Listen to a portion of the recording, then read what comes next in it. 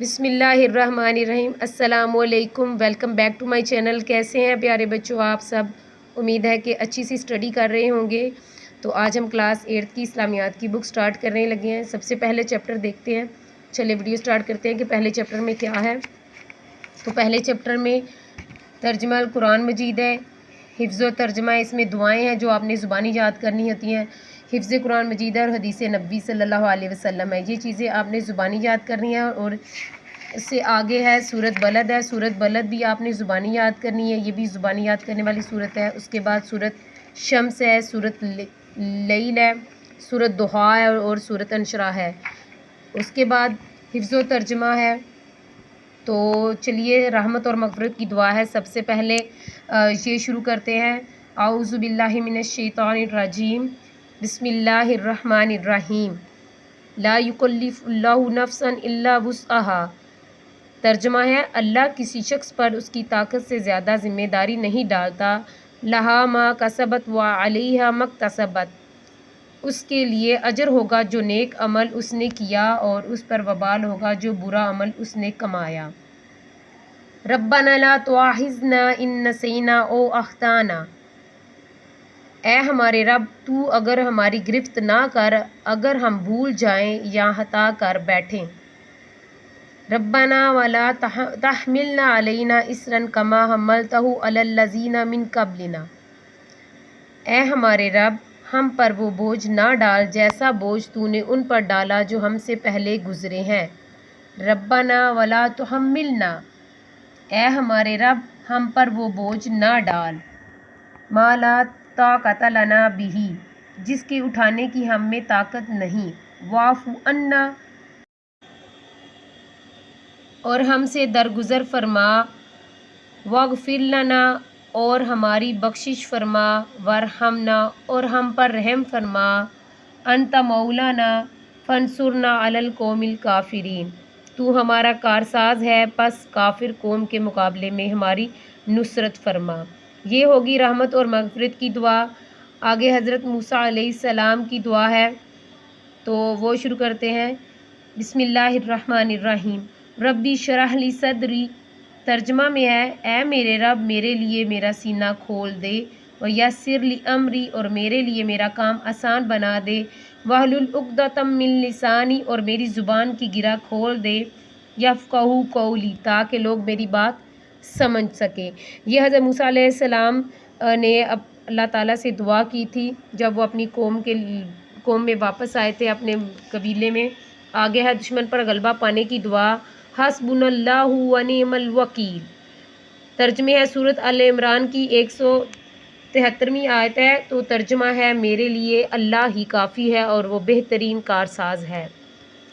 حضرت یونس علیہ السلام کی دعا، جب حضرت یونس علیہ السلام مچھلی کے پیٹ میں چلے گئے، سورۃ الانبیاء کی 87 آیت ہے، اس کا ترجمہ ہے۔ تو آیت پہلے پڑھتے ہیں، لا الہ الا سبحانک انی کنت من الظالمین۔ تو یہ دعا حضرت یونس علیہ السلام نے مچھلی کے پیٹ میں مانگی تھی اللہ تعالیٰ سے، اور اللہ تعالیٰ نے انہیں مچھلی کے پیٹ سے باہر نکالا تھا۔ ترجمہ ہے، تیرے سوا کوئی معبود نہیں، تو پاک ہے، بے شک میں ہی نقصان کاروں میں سے ہوں۔ تو یہ اس کا ہو گیا حضرت یونس علیہ السلام کی دعا۔ اللہ تعالیٰ کی پاکی بیان کرنے کے کلمات ہیں، آگے ہم وہ دیکھ لیتے ہیں۔ سب سے پہلے ہے، سبحان اللہ و بحمدہ عدد خلقہ و رضا نفسہ و زینت عرشہ و مداد کلماتہ۔ صحیح مسلم کی حدیث ہے، تو اس کا ترجمہ ہے، اللہ کی حمد و تسبیح بیان کرتا ہوں اور اس کی مخلوق کی تعداد اور اس کی رضا کے بقدر، نیز اس کے عرش کے وزن اور اس کے کلمات کی روشنائی کے برابر۔ آگے اسماء الحسنہ ہے، اور یہ تو پیارے بچوں بچپن سے ہی آپ لوگوں کو آتے ہوں گے، کیونکہ یہ نرسری پریپ پلے سے سٹارٹ کر دیے جاتے ہیں بچوں کو یاد کروانے کے لیے، تو امید ہے کہ یہ آپ کو یقیناً آتے ہی ہوں گے۔ الباعث کا مطلب ہے اٹھانے والا، موت کے بعد مردوں کو زندہ کرنے والا، شہید کا مطلب ہے حاضر ہے جو سب کچھ دیکھتا اور جانتا ہے۔ بسم اللہ الرحمن الرحیم۔ آگے حدیث نبوی صلی اللہ علیہ وسلم ہے، الحیاء شعبۃ من الایمان۔ صحیح بخاری کی حدیث ہے یہ، ترجمہ ہے، حیا ایمان کا حصہ ہے۔ اس کے بعد دوسری حدیث نبوی ہے، الکلمات الطیبات صدقہ۔ صحیح بخاری کی حدیث ہے، یعنی اچھی بات کہنا بھی صدقہ ہے۔ تو ہمیں چاہیے کہ ہمیشہ اچھی بات ہی کہنی چاہیے، کرنی چاہیے۔ اوکے، آگے ہے تیسری ہے المومن للمؤمنین، ایک مومن دوسرے مومن کے لیے کل بنیانی ایک عمارت ہے، یا شدو بعدہ بعدا، ایک عمارت کی طرح ہے، یعنی ایک مومن دوسرے مومن کے لیے ایک عمارت کی طرح ہے جس کا ایک حصہ دوسرے کو مضبوط کرتا ہے۔ تو اس کا ترجمہ ہے جہنم سے بچو ہوا کھجور کا ٹکڑا صدقہ دے کر ہی، یعنی ہمیں جہنم کی آگ سے بچنے کے لیے صدقہ دیتے رہنا چاہیے، کیونکہ صدقہ جو ہوتا ہے وہ کئی بلاؤں کو ٹالتا ہے۔ آگے 5 پہ ہے عید المریدی فی محرفت الجنتی حتی یرجع، اس میں یہ صحیح مسلم کی حدیث ہے، ترجمہ ہے مریض کی عادت کرنے والا واپس آنے تک جنت کے درمیان گزرنے والی روش پر ہوتا ہے، یعنی ہمیں چاہیے کہ مریض کی عادت کرنی چاہیے۔ آگے حدیث نبوی 6 ہے، حدیث نبی ہے، اب اس کا ترجمہ یہ ہے آگے تم سب نگہبان ہو اور تم سب سے اپنے رعایا کے متعلق بعض پرس ہوگی۔ حدیث نبی 7ویں حدیث نبی میں اللہ کے آدمی، ترجمہ ہے آدمی کے جھوٹا ہونے کے لیے یہی کافی ہے کہ وہ ہر سنی سنائی بات آگے منتقل کر دیتا ہے۔ 8ویں حدیث میں ہے کہ مسلمان وہ ہے جس کے ہاتھ اور زبان سے دوسرے مسلمان محفوظ ہیں۔ تو یہ ہوگی حدیثیں۔ آگے ہیں دعائیں، یہ دعائیں آپ نے زبانی یاد کرنی ہے۔ دعا کا مطلب ہے جی ایک جامع لفظ ہے جو قرآن و حدیث میں بلانے اور مانگنے سے استعمال کیا گیا ہے، یعنی بندہ جب اپنے خالق اور مالک کو پکارتا ہے نا تو اللہ تعالیٰ اپنے بندے سے خوش ہوتا ہے کہ اس نے مجھے پکارا ہے، کہ میری ذات دینے والی ہے اور اس نے مجھے پکارا ہے۔ اور اللہ تعالیٰ جب اپنے بندے کو اتنے قریب سے جب بندہ پکار رہا ہوتا ہے نا، تو جب بندہ پکارتا ہے تو اللہ تعالیٰ اس کے پکارنے والی دعا کو سنتا ہے اور اسے قبول فرماتا ہے۔ اور ہمارا بھی اس بات پہ ایمان ہے کہ ہماری ہر بات ہمارا رب جانتا ہے۔ تو سب سے پہلی سورۃ البقرہ کی آیت 186 میں ہے کہ میں ہر دعا کرنے والے کی دعا کو قبول کرتا ہوں۔